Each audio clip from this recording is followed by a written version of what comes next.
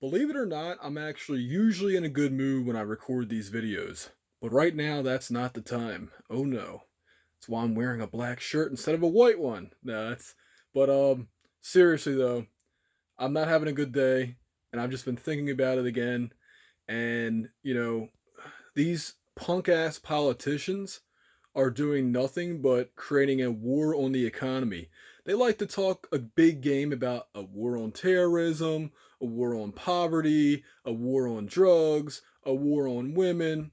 But the reality is right now they have created, because it has gone past the time of flattening the curve, of keeping the hospitals from being overrun with patients. We are past that point and they have still kept things locked down. They're picking winners and losers. As far as I'm concerned, this is a dress rehearsal for a police state. They wanted to see how Americans would react when they've been completely fucked with.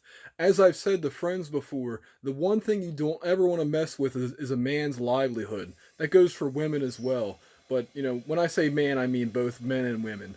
Bottom line is, they've messed with our livelihoods. They have not held to their promises of unemployment insurance. They have not held to their promises of business grants or forgivable loans.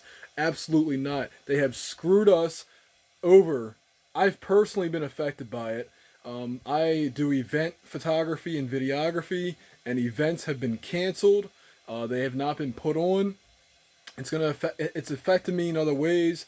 I've operated my business continually though. I haven't stopped, but it definitely has hurt, and I'm not in a good position right now. I've got to say, and I, I am not a loser. You are not a loser because you've picked a different line of work that is deemed non-essential by certain groups of people who, by the way, if they would have campaigned on shutting your business down, would you have voted for them? Hell no. You wouldn't have. Because who would vote for somebody who's going to say, I'm going to shut businesses down? It makes no sense. I'm going to ruin the economy. No, that person would have been laughed at, and nobody would have ever voted for that person. At this point, it's a matter of control. This is not about keeping the hospitals clear of patients, because you know what? They are laying people off. They are furloughing them. And by people, I mean hospital workers. People are not going to the hospitals and they're not going to see their doctors.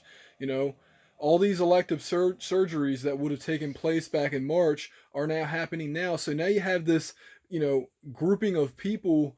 It's bad. It's really, really bad what happened. Many lives have been ruined. People have probably actually, I can confirm that people off themselves. Yes, they prevent the cure is worse than the disease, the virus. And all I can say is we should threaten these politicians with something that we are allowed to threaten them with, which is we're going to boot their asses out of office come election cycle, the next election cycle.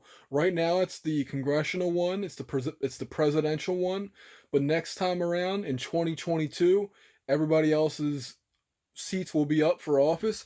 And I say anybody who supported not reopening the economy needs to get removed from office in the primary. They should not even make it past the primary. They should be voted out and taken care of as soon as possible.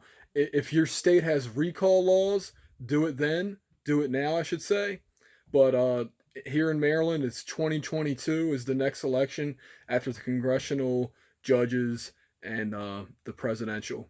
So anyway, thanks for watching, everybody, and I will continue. I'm gonna be probably doing some on the street videos coming up really soon because well, I'll just say thanks Trump for the stimulus check.